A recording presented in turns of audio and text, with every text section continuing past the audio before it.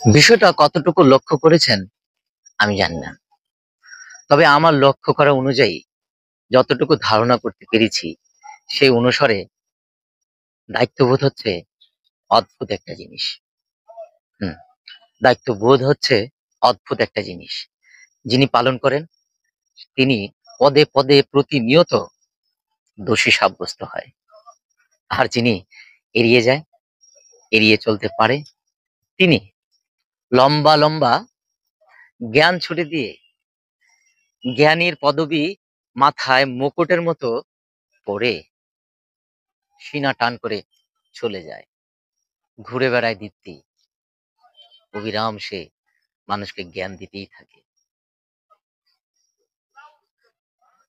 আর যারা দায়িত্ববোধের কাছে নিজেকে বিলিয়ে দিয়েছে দায়িত্বশীল হিসেবে, একজন দায়িত্ববান মানুষ হিসেবে, তারা সারা জনম গাধার মতো খেটেই যায়। তাদের পিঠে অপবাদের বোঝা যত বড়ই হোক,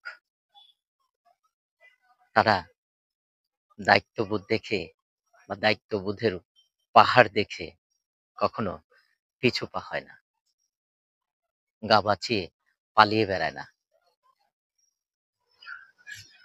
আমি কোনো স্বার্থপরতার গল্পের কথা বলছি না, আমি তাকে স্বার্থপর বলছি না।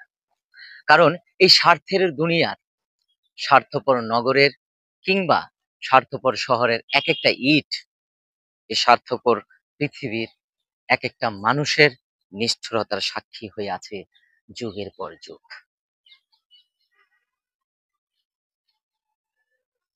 আমি খুব কাছ থেকে দেখেছি, খুব কাছ থেকে উপলব্ধি করেছি। শখের মানুষটার ১৬ আনার ১ আনাও যদি টান পড়ে, তখনই বোঝা যায় তার কাছে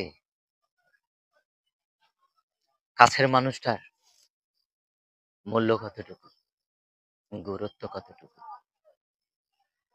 তাই আজও আমি প্রদক্ষিণ করতে পারিনি সেই মুহূর্তের। আসলে এটা স্বার্থপরতা না ভালোবাসার অভাব।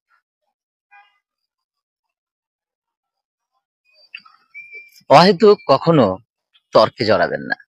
হুম, অহেতুক কিংবা প্রয়োজনই হোক, তর্কে জড়াবেন না। কারণ বোকার পরিচয় তর্কে। জ্ঞানীরা কখনো তর্ক করে না। দিন শেষে একটাই ভরসা, হাসবুনাল্লাহু ওয়া নি'মাল ওয়াকিল। আমার জন্য আমার আল্লাহই যথেষ্ট।